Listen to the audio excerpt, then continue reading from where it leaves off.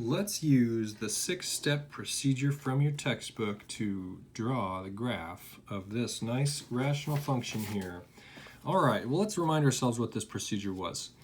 Well, before we even do that, let's make our lives easier. So when we approach these problems, anything deals with fractions, we're absolutely going to be best served if we just factor everything right away. We don't necessarily need to cancel stuff out right away, but we should certainly factor, so just right away so that we can save ourselves that headache later. Okay, so the numerator, we can't factor that, we just have x plus 1, so that's all right. Denominator, if we can factor this thing, we're going to factor it into the product here. We know that our first terms are going to have 3 as a factor, so we got a 3 and a 1. And then our second number in both of these are going to have to be factors of 10, and they're going to have opposite signs. Okay, we want to add to be 13. So if I do 3 times 5, that's going to be 15, and if I make that positive, that's going to be positive 15 minus 2. So that's going to work out for us. Okay, good. So we factored everything right away. We can maybe note that there are no common factors. So looking forward to when we're going to find vertical asymptotes and holes in the graph, we know that we didn't cancel anything, so that means that there are going to be no holes in the graph. So that's going to be wonderful for us, and we're gonna just love it. Okay, so let's get on with it. Our first step, well, let's take a look. So first step here, again, this is on page 321. We want to find the domain. So we can do this really quickly because we have this thing already factored. We know that the domain of any rational function is the set of all the x values,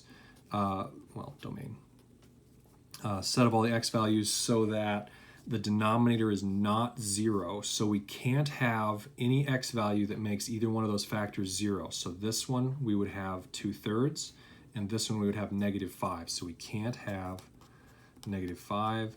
We can't have 2/3. So again, we can either write this in set builder notation, or we could write it in interval notation. It doesn't exactly matter. I think the computer wants that interval notation though, so let's do that. So -infinity all the way to -5. We want all the values, union. We want all the values between -5 and 2/3, union, and then all the values from 2/3 onto infinity. So we've got our domain, and we've written it in either set builder notation or interval notation. Again, I'm fairly confident that's what the computer wants. Okay, so step 2, reduce our function to lowest terms if applicable. So reduce it to lowest terms. We don't have any common factors, so 2, we say that we're done. Nothing to do. That's good. Okay, step 3, find the x and y intercepts of our graph if they exist. So step 3, this is familiar. We've done this a lot. So x-intercepts, we're going to solve f of x equals 0. Y-intercepts, we're going to evaluate f of 0. This one's probably the easy one to do first. But we go left to right. So let's solve this.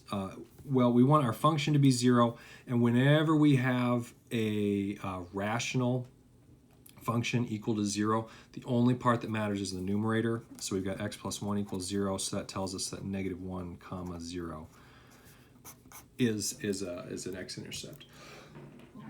Excuse me. All right, so y-intercepts, we just want to evaluate f of 0. So f of 0, we're just going to put a 0.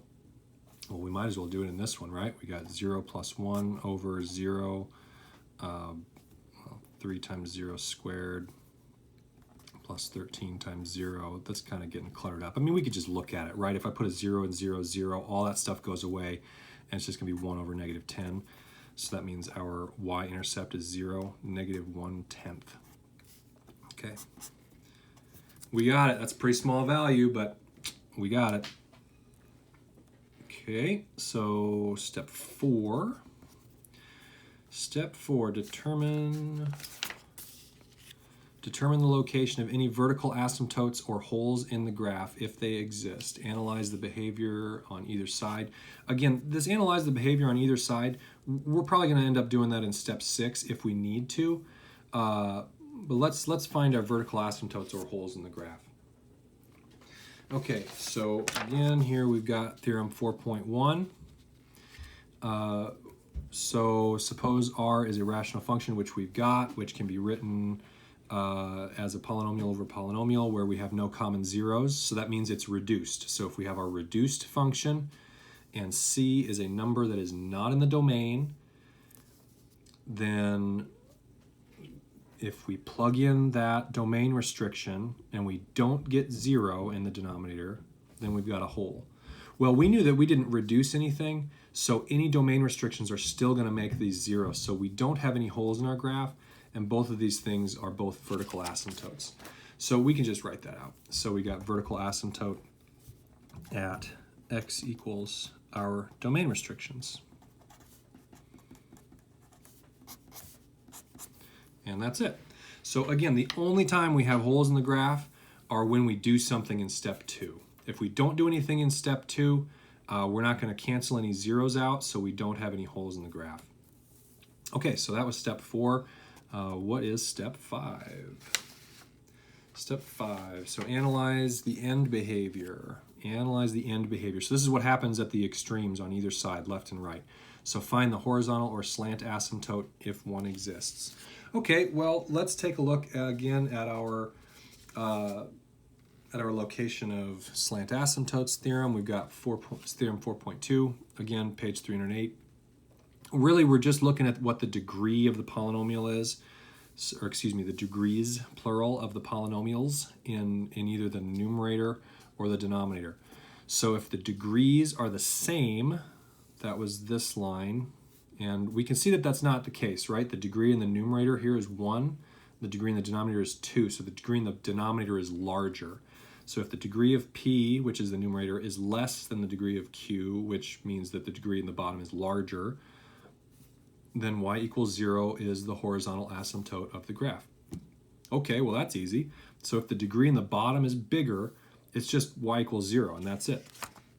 And that's the case, so y equals 0 is our horizontal asymptote. Exclamation point. Okay, so something that gets glossed over is we ought to check if our function crosses this. So does the function cross?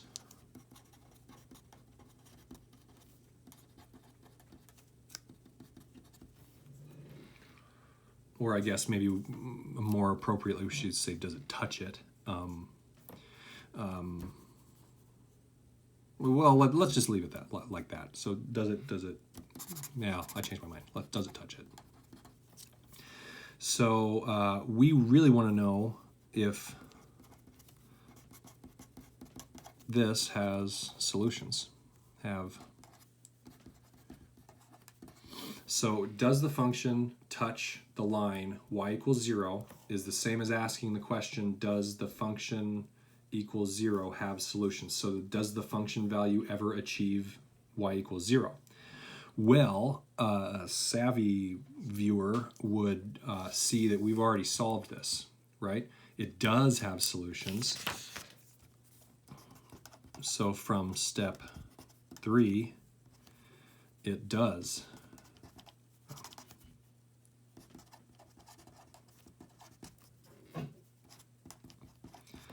So our horizontal asymptote is touched at the point -1, 0. Okay, so when the horizontal asymptote is not y equals 0, we've got more interesting things to do here. But if it is equal to 0, asking does the function touch it is the same thing as asking if it's got x-intercepts, and we've already shown that it does. So there's not really anything else to do there.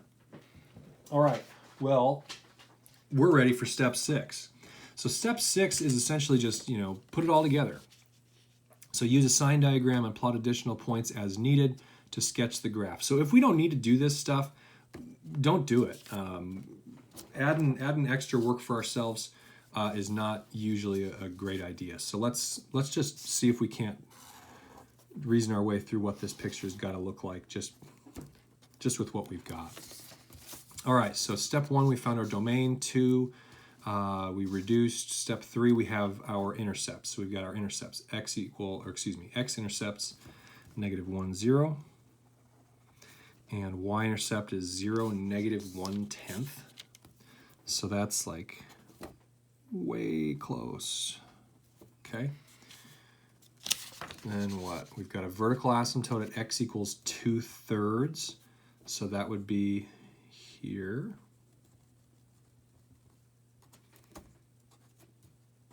And at x equal -5. So 1, 2, 3, 4, 5. That's vertical asymptote. Okay. And that's great. Y equals 0 is a horizontal asymptote, and it does cross at that x-intercept. So this is our horizontal asymptote. Maybe I should have used a different color. So that's y equals 0, x equal 2/3, x equal -5. Okay, so let's see what our function does. Can we just draw the picture? I think we're gonna probably need to use at least a sign diagram here. So we want to, because we could figure out what the graph basically looks like. You know, is it up here? Is it down here? Is it, you know, after this, do I go up or do I go down? You know, we can answer all these questions with a sign diagram, right? So the way that the textbook constructs these is we take all of our zeros of the numerator and all the zeros of the denominator, which are essentially our vertical asymptotes and our intercepts. And we want to note what the sign of the function is in each of those intervals. So if I take and I just split us up here, -5, -1, and then that was 2/3. So all we really want to know is what is the sign of the function in each of these spots, right? Because if I know what the sign of the function is to the left of -5, then I'm going to know that either I put it up here or I put it down here, right? So let's do this. So we recall what the function was initially. So our function here looked like x plus 1 over 3x minus 2 times x plus 5.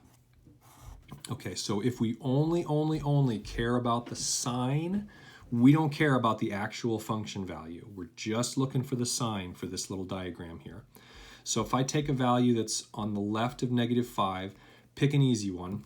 So maybe, you know, -6 is on the left here. So if we put -6 in there, what's going to happen? F of -6. In the numerator, that's going to be negative, right? So -6 minus 1, or excuse me, -6 plus 1 is still negative, right? And then in the denominator, if I put -6 in here, I'm going to have -6 times 3 minus 2, so that's negative. I'm going to have -6 plus 5, so that's also negative. Okay, so then I've got a negative number divided by a positive number. This is a negative number. Okay, so f of -6, this is negative over here. I'm aware that this probably doesn't look exactly like it does in the textbook, but we're doing the same things. We're just picking a test value in this interval, and in this interval we can pick one. So if I do f of -2, we're just noting the sign. We really don't care what the value is. We just care what the sign is. So if I put a -2 in here, that's going to be a negative in the numerator. This one I put a -2 in here, I'm going to have -6 minus 2, that's negative. -2 plus 5, that's positive. Okay, so we got a negative divided by a negative times a positive, that's positive. So in this region, it is positive. Okay, and we can pick a test value in here. We're probably going to pick 0. So we can do that. If I put a 0 in here, I'm going to have a positive. We're going to have a negative and a positive, so it's positive, negative, positive. So that's going to be a negative as a result, right? Positive divided by negative is negative. So we got a negative up there. And then we want to check our last interval here, so we can put a 1 in there. F of 1, whoops. Running into a previous example.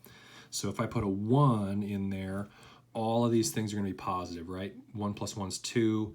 3 minus 2 is 1. All these things are going to be positive.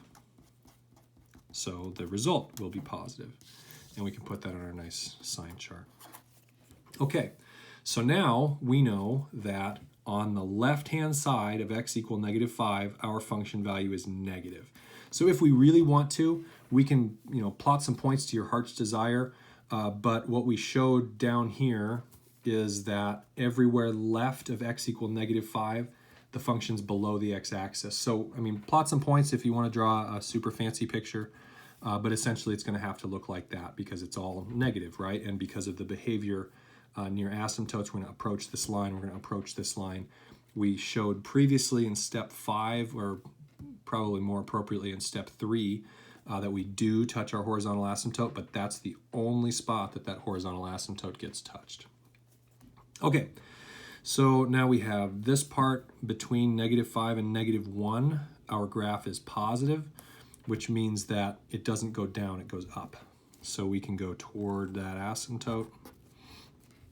All right, and now between -1 and 2/3, our graph is negative. So that means we go down on this side too. And we also know that we have to connect those dots. Okay, so then to the right of 2/3, which is all over here, our graph is positive. So that means that everything on the graph is up in this region, and we can populate our nice little curve there. Okay, so again, this is a really rough sketch. We really only included the super important parts, which are intercepts, asymptotes, and end behavior. If we wanted to draw a more beautiful picture, we could probably plot some points where x is 1 or bigger, plot some points where x is smaller than 5, or -5 rather, and maybe we could plot some points in there too. But essentially, what we've done is good enough, and we've sketched a wonderful graph.